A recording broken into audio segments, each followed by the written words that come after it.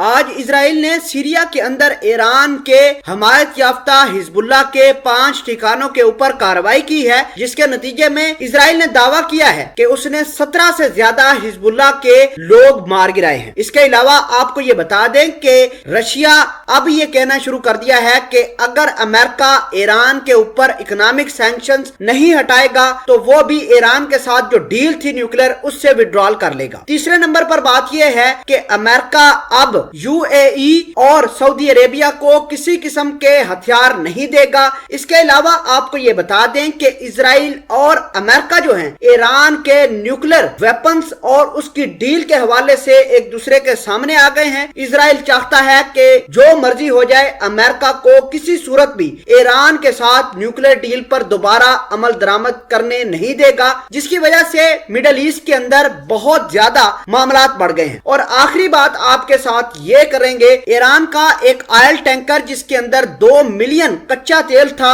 وہ امریکہ نے اس کو ضبط کرنے کی کوشش کی ہے، جس کی وجہ سے مڈل ایسٹ کے حالات مزید خراب ہو گئے ہیں۔ معاملات ہیں کیا، سب کچھ ڈیٹیل کے ساتھ ڈسکس کریں گے۔ چھوٹی سی گزارش ہے کہ آپ ہمارا یوٹیوب چینل حسنات ٹی وی کو سبسکرائب کر لیں، گھنٹی کے نشان کو دبا لیں تاکہ لیٹسٹ نیوز آپ تک پر وقت پہنچتی رہے۔ ناظرین، سب سے پہلے ہم بات کرتے ہیں اسرائیل اور سیریا کے اندر اسرائیلی کارروائیوں کے بارے میں۔ تو آپ کو یہ بتا دیں کہ اسرائیل نے 5 مختلف ٹھکانوں پر حملہ کیا ہے، اور اسرائیل کا یہ دعویٰ ہے کہ اس حملے میں اس نے حزب اللہ کے ٹھکانوں کو نشانہ بنایا ہے، اور ساتھ آپ کو یہ بتا دیں کہ ان ٹھکانوں میں اسرائیل نے دعویٰ کیا ہے کہ 17 سے زیادہ حزب اللہ کے جو لوگ ہیں وہ جاں بحق ہوئے ہیں۔ دوسری اہم خبر یہ ہے کہ ایران کا ایک آئل ٹینکر جو مڈل ایسٹ کی طرف جا رہا تھا، جس کے اندر تقریباً 2 ملین بیرل سے زیادہ آئل تھا، امریکہ نے اس کو پکڑنے کی کوشش کی ہے، اس کو ضبط کرنے کی کوشش کی ہے۔ امریکہ یہ چاہتا ہے کہ وہ ایران کو ہر طریقے سے برباد کر دے۔ حالانکہ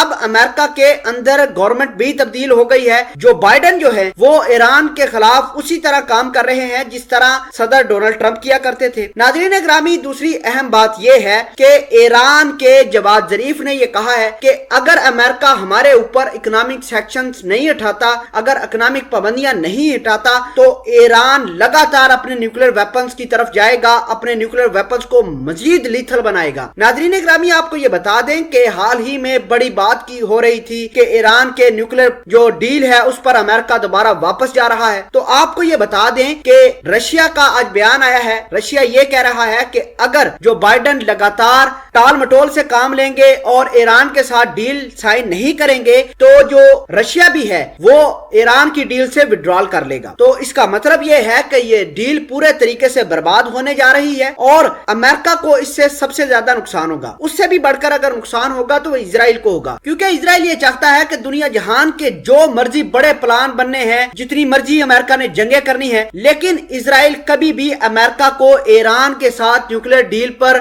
واپس نہیں جانے دے گا۔ اور اسرائیل نے یہ بھی کہا ہے کہ ہم ہر ٹیکٹس استعمال کریں گے کہ امریکہ نیوکلیر ڈیل کے اوپر واپس نہ جائے۔ اسرائیل کا یہ کہنا ہے کہ اگر امریکہ نے یہ ڈیل سائن ایران کے ساتھ دوبارہ کر لی تو ایران بہت جلد اپنے نیوکلیر ویپنز بنا لے گا۔ اب تو اسرائیل کے پاس کھلی چھٹی ہے کہ جب مرضی جائے ایران کے اوپر اٹیک کر دے۔ اگر ڈیل سائن ہو گئی تو اسرائیل کے جہاز ایران کی طرف نہیں آئیں گے۔ آخری بڑی خبر یہ ہے کہ سعودی عربیہ اور UAE نے جو حوثی باغیوں کے خلاف خانہ جنگی شروع کر رکھی ہے، جو بربادی شروع کر رکھی ہے، اب امریکہ ان کو کسی قسم کا کوئی ہتھیار نہیں دے گا۔ UAE کو جو F-35 جہاز ڈونلڈ ٹرمپ دینے والے تھے اس کے اوپر بھی جو بائیڈن نے پابندی لگا دی ہے۔ آپ کو یہ بتا دیں کہ جو بائیڈن نے یہ کہا ہے کہ حوثی باغیوں کو بلیک لسٹ نہیں ہونے دیں گے۔ امریکہ نے جو پلان بنایا تھا کہ حوثی باغیوں کو دہشت گرد ڈکلیئر کیا تھا، اب امریکہ کے صدر جو بائیڈن اس چیز کو بھی ختم کرنے والے ہیں، جس کو حوثی باغیوں نے خوش آئند قرار دیا ہے۔